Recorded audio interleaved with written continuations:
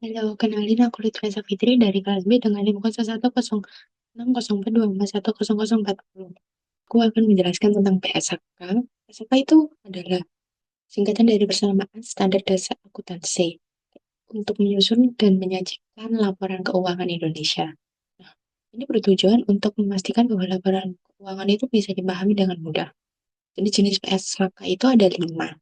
Yang pertama itu PSAK IFRS, kayak berlaku secara internasional dan diterapkan oleh perusahaan yang udah akuntabilitas publik.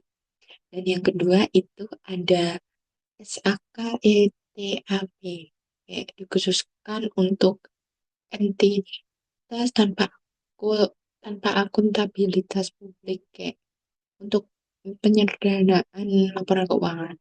Dan yang ketiga itu ada PSAK syariah, kayak digunakan untuk lembaga yang eh, berprinsip syariah gitu. Dan yang keempat itu ada SAP, standar akuntansi pemerintah, kayak digunakan untuk instansi pemerintahan. Dan yang kelima itu ada SAK EMKM, yang diterapkan untuk usaha yang mikro, kecil, dan menengah. Selanjutnya ada persediaan. Persediaan itu adalah barang-barang yang dimiliki oleh perusahaan yang bisa dijual untuk kegiatan operasional atau bisa digunakan untuk proses produksi. Jadi sini persediaan itu yang pertama ada persediaan barang dagangan, persediaan barang bahan baku, persediaan barang dalam proses ini maksudnya yang udah produksi tapi belum selesai, kayak belum jadi dengan sempurna. Dan yang terakhir itu ada persediaan barang jadi. Selanjutnya ada dua metode. Yang pertama itu metode FIFO, first in first out. Kayak bahwa barang dagangan pertama kali dibeli adalah yang pertama kali dijual. Kayak metode ini menghasilkan nilai persediaan yang lebih tinggi.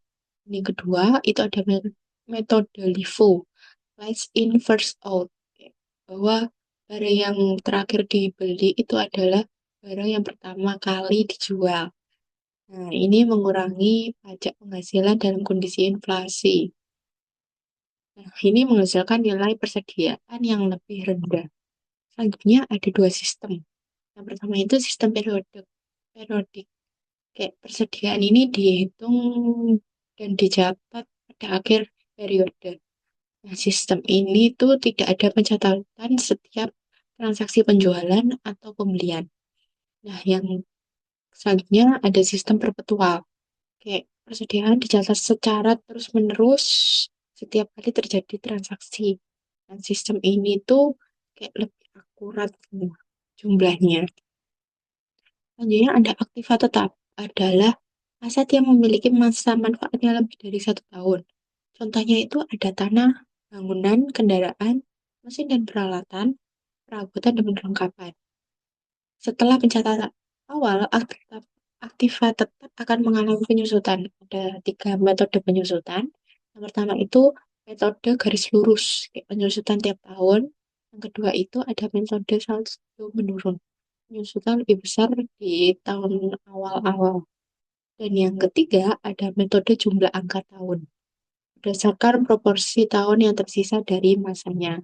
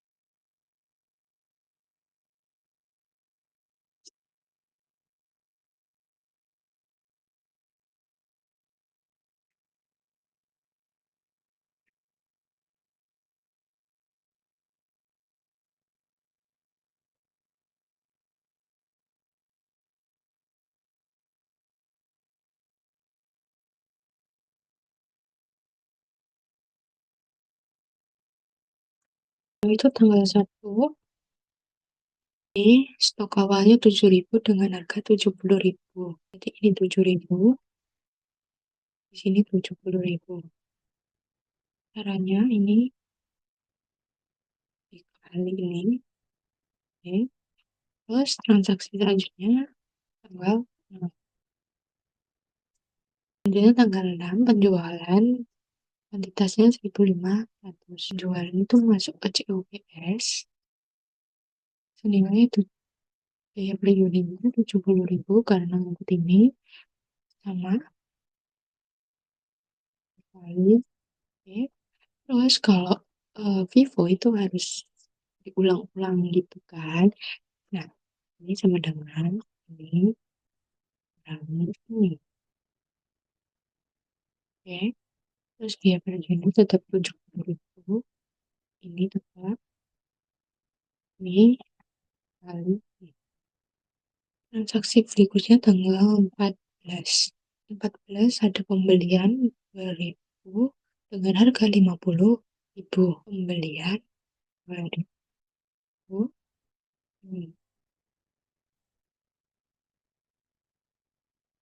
ini kali ini. Salin aja. Selanjutnya transaksi tanggal 19. 19 itu ada pembelian, kuantitasnya itu 1.500 dengan harga 75.000. Ditulis ulang itu di stok. Terusnya juga jangan lupa tanggal 25. 25 itu ada penjualan, kuantitasnya 1.000. Ya, perjanjiannya itu ngambil gudang stok gudang yang kan ini dimulai dari 5.500 kuantitasnya. Kurangi 1.000 kan. Berarti harga perjanjiannya itu 70.000.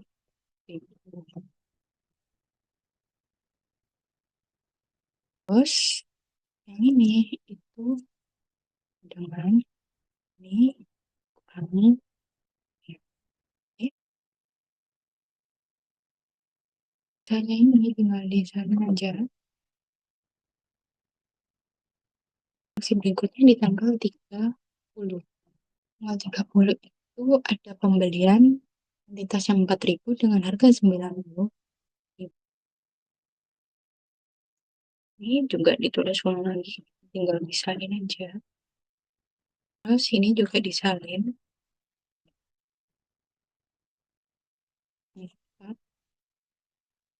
Tanggal 4 jualan kuantitasnya 5.000, 4.500 dengan harga biaya perjalanan 70.000.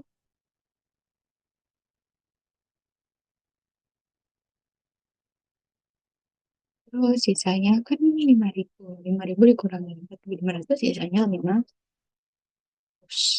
500 biaya perjalanan harganya 50.000.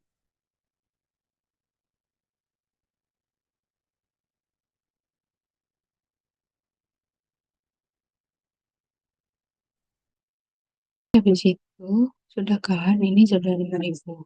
Terus yang ditulis di gudang itu ini 2.000 500. Terus ambil harganya 50.000.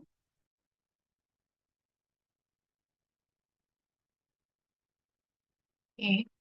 Dan sisanya ini tadi ngambil 2.000 ini. Terus juga saling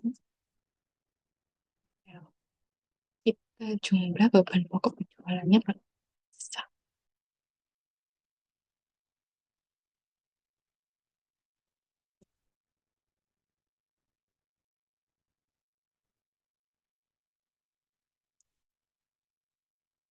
Nah, persediaan akhir itu ini di jumlah ya sisa terakhirnya.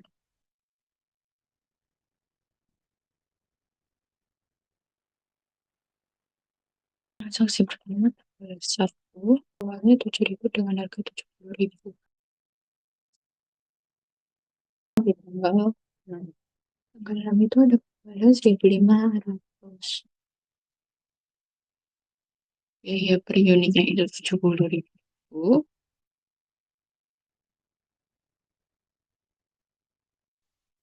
Disalin, ditulis di yang dikurangin aja. Terus transaksi berikutnya di tanggal 14. Pembelian 2.000, kuantitasnya 2.000 dengan harga 50.000. Stok gudangnya ini tambah kuantitas pembelian. Di situ jumlahnya ini kita jumlah pembelian itu biaya per unitnya gudang itu tidak ikut ini. Pembelian nggak sama kayak yang Vivo. Caranya itu sama dengan jumlah dibagi kuantitas. Transaksi berikutnya di tanggal 19. 19 itu ada pembelian kuantitasnya 1.500 dengan harga 75.000. Ini di pembelian 1.000, terus jumlahnya ini jumlah akhir gudang ditambah jumlah pembelian, terus untuk yang biaya per unit itu jumlah dibagi kuantitas. Selanjutnya tanggal 25. 25 itu ada penjualan kuantitasnya 1.000. Biaya per unitnya itu 2.500. Terus untuk di kuantitas gudangnya, stok akhir dikurangi penjualan OGS bersama ini. OGS itu sejumlah gudang itu kurangi, nah, kurangi jumlah OGS tetap dibagi. Nah, transaksi berikutnya di tanggal 30. Tanggal 30 itu pembelian 4.000 dengan harga 90. Ini ditambah pembelian.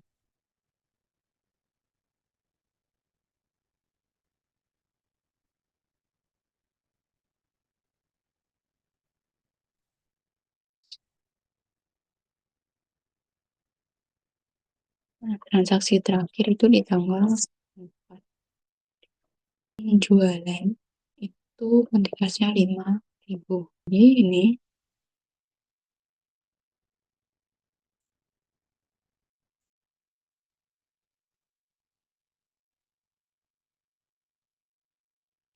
di situ ini dikurangin stok awal gudang, dikurangin COGS, ya. Terus jumlahnya juga dikurangin.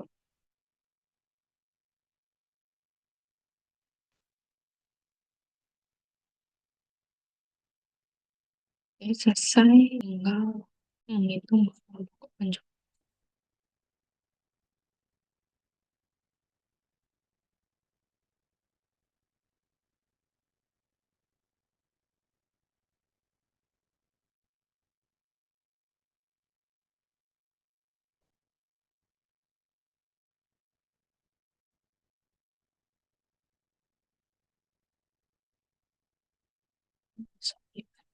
Kira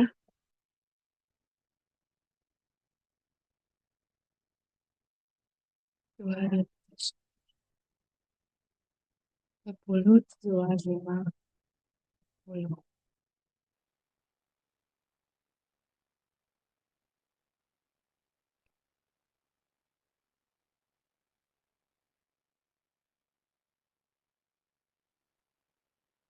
Selanjutnya ada sistem periodik, ya.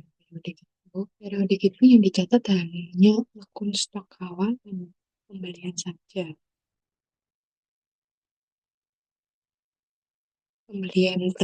Stok awal pertama itu tanggal 1, kuantitasnya 7.000. Biaya periodiknya 70.000. Total itu kuantitas dikali biaya periodik. Terus selanjutnya di tanggal 14 pembelian kuantitasnya 2.000, biaya per unitnya 50.000, sama caranya dikali di tanggal 19, sama kuli pembelian kuantitasnya 1.500, harga unitnya 35.000, sama lalu selanjutnya yang terakhir tanggal 30.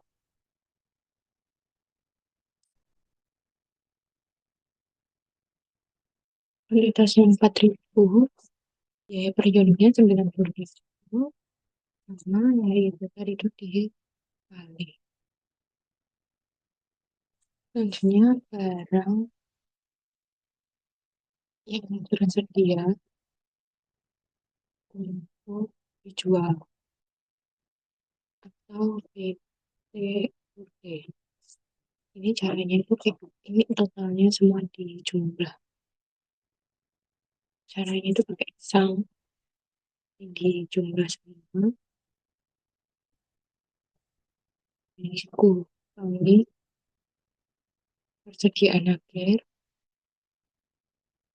Nah, dapat persediaan akhir itu kita membuat tabel persediaan akhir terlebih dahulu. Anggap kuantitas, biaya per unit, sama total.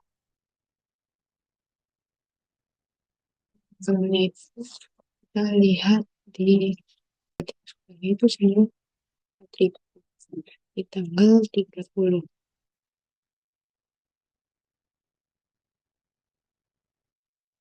4.000 biaya per unitnya ini 90.000.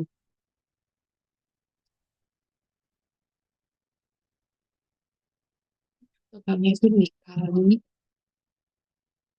Terus habis itu yang kedua lagi yang atasnya ini, kenapa tadi 4.000 itu masuk di tanggal 30, karena ini ibu punya ini yang terakhir 30.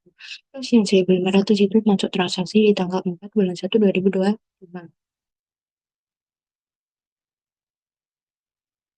senilai 1.500 dengan biaya per unitnya 50.000,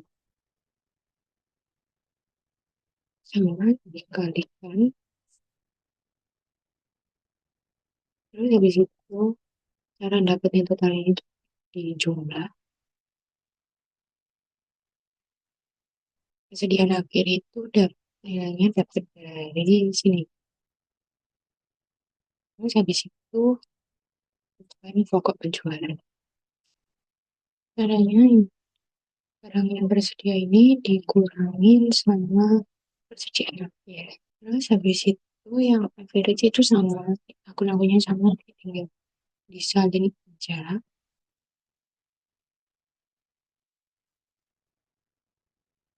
Persediaan akhir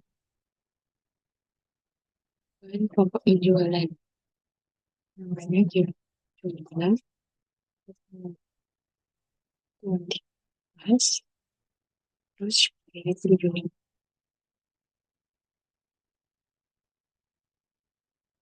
Jumlahnya ini dapat dari sini PTU ini, yang total kuantitasnya itu jumlah kuantitasnya sama ini dijumlah.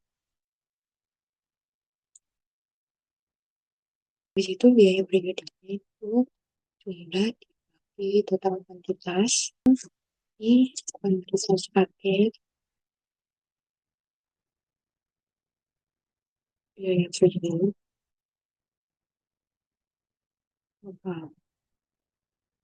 Kuantitas akhir itu lihat di perempuan yang average senilai 3.000, biaya per unitnya ambil dari sini. Terus kalau dari total itu kuantitas di biaya per unit. Terus ini persediaan akhirnya total nih tinggal disalin. Terus beban pokok penjualan Tuh PTUD dikurangi persediaan akhir. Sudah. Selanjutnya di nomor 2 ada PT Dika Jaya membeli mesin seharga 400 juta. Umurnya 5 tahun dan nilai residunya 10 juta. Ini selama 5 tahun, tahun pertama 2 juta, tahun kedua 800 ribu, tahun ketiga 150 ribu, tahun keempat 3 juta, tahun kelima 1.500.000. Total yield-nya itu 8 juta, tarifnya itu 10 juta. Keterangannya,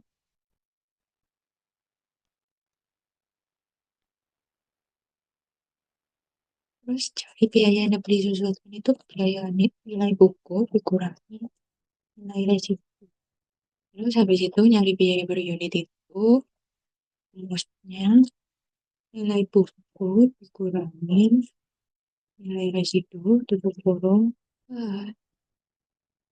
kali unit. Yang pertama itu membuat template-nya garis lurus. Tahun-tahun ini juga disalin aja.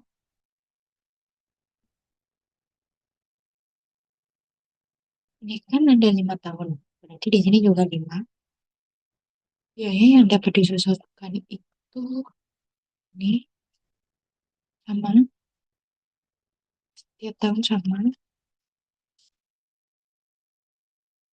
Terus tarifnya itu 10%. Sama juga tiap tahun. Terus beban penyusutannya itu biaya yang dapat disusulkan dikali tarif. Akumulasinya sama nilai penyusutan, nilai buku akhir. Nilai buku akhir itu nilai buku awal kurangi nilai penyusutan. Bukan penyusutan detailnya itu sama. Akumulasinya itu caranya dengan akumulasi penyusutan tahun awal tambah yang tahun kedua. Bukan penyusutan, ini nilai buku awal. Nilai buku, nilai buku akhirnya itu nilai buku dikurangi bukan penyusutan. Dua sama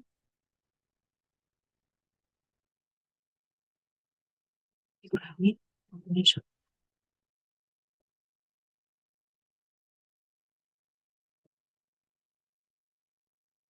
Selanjutnya yang unit aktivitas tempat pembelajaran.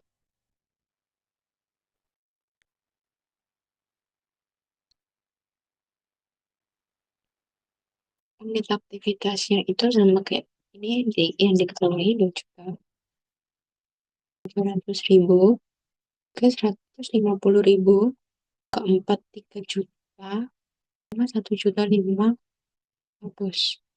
Biaya per unitnya itu sudah diketahui, nggak usah aja. Dari tahun pertama sampai tahun kelima itu sama nilainya. Yang beban penyusutannya itu caranya dikali unit aktivitas kali biaya per unit. Berarti saling aja. Terus akumulasi penyusutannya itu yang pertama, tahun pertama itu sama beban penyusutan. Terus yang tahun kedua itu rumusnya sama. Akumulasi penyusutan yang tahun pertama bukan penyusutan tahun kedua. Yang kedua pun juga sama.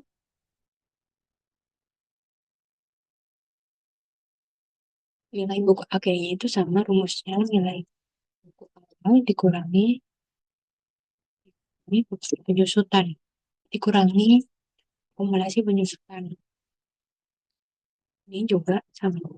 Nilai buku awal dikurangi penyusutan bahwa juga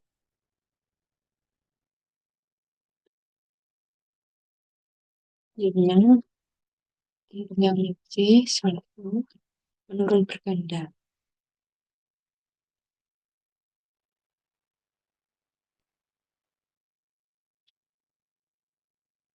Buku awalnya itu sama ini.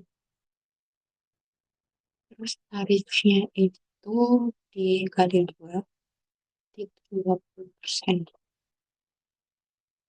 Penjelasannya itu nilai buku awal, nanti tapi simulasinya sama, nilai buku akhirnya, nilai buku awal dikurangi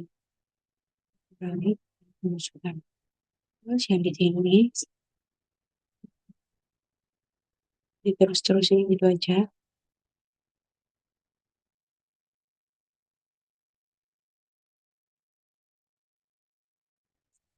Nilai buku awal kurangi pengusutan. Yang ini awal ini satu akumulasinya itu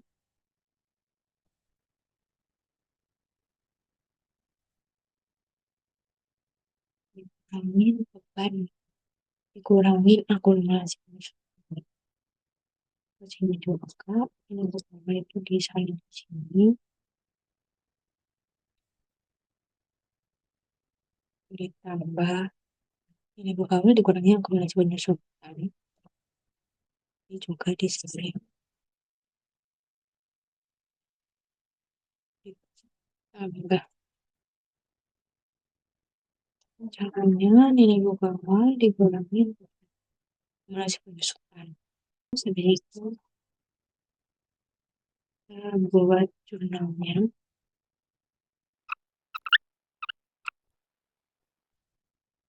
garis lurus, bunyinya itu bukan penyusutan.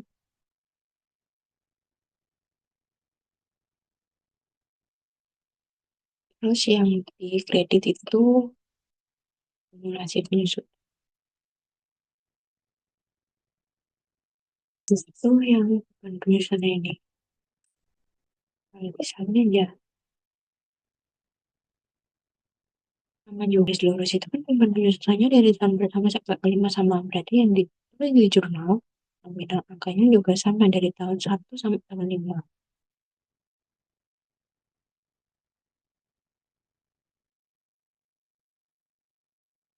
Deskripsinya juga sama,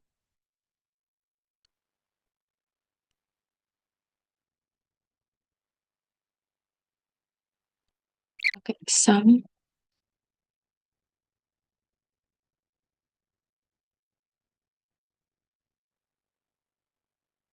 Selanjutnya ada unit aktivitas. Deskripsinya itu sama ke ini, bukan penyusutan yang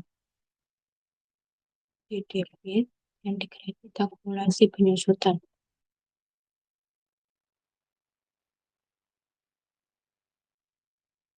Itu bukan penyusutan tahun pertama itu ini senilai 97 unit, sama yang di kredit yang tahun kedua itu segini 3 itu salin dari sini aja. Nah, ini kelima ini situ ada menurun berganda.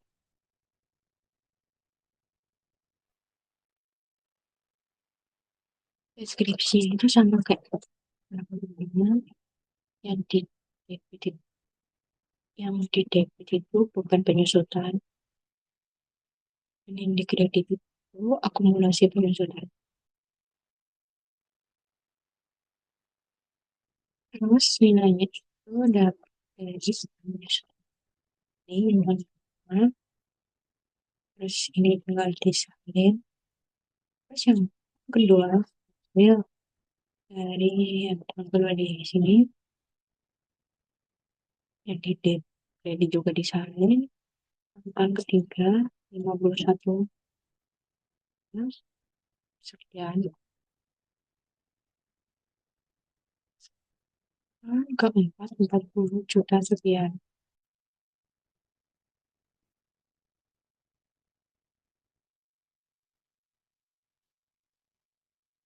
Yang kelima itu 32 juta sekian.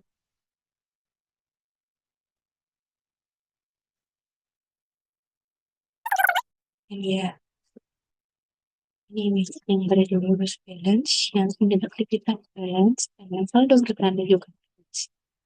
Sebelum aku eh, bacain laporan keuangan PT yang aku pilih, aku nyebutin dulu ya, syarat SHK itu ada 5.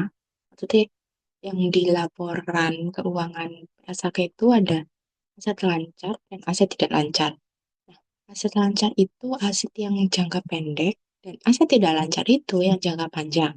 Lalu yang kedua ada liabilitas, yang ketiga ada ekuitas, dan yang keempat itu ada pendapatan serta beban, termasuk untung dan ruginya juga ada. Terus habis itu yang kelima ada laporan arus kas. Terus syarat laporan laba rugi itu ada 3. Yang pertama itu ada pendapatan, yang kedua ada beban pajak, kayak termasuk beban, semua beban gitu. Terus yang ketiga itu ada pendapatan komprehensif. Maksudnya perubahan aset atau liabilitas tidak mempengaruhi laporan laba rugi. Ini aku laporan keuangan dari PT ST Gold Fit. Ini aku dapat dari webnya. Yang pertama ada laporan posisi keuangannya. Ini ada aset lancar dan aset tidak lancar.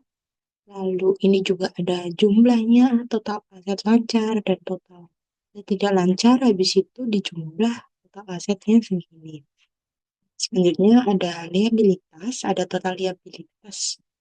Ini liabilitasnya ada 2, yaitu jangka pendek serta jangka panjang. Lalu ada totalnya dan ada ekuitas, ada total ekuitasnya juga.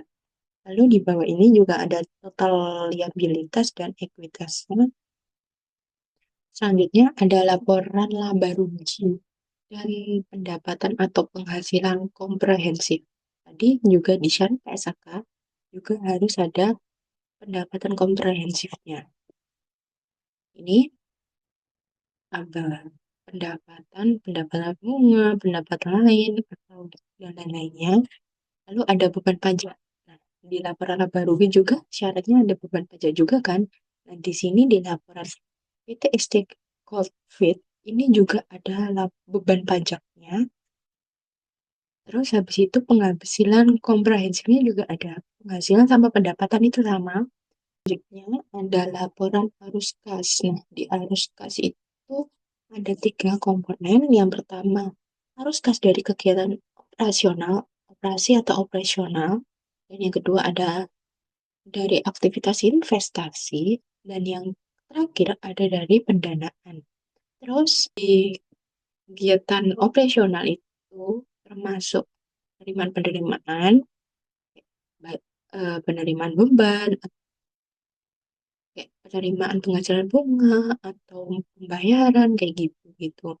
Terus habis itu dari aktivitas investasi itu ada ini,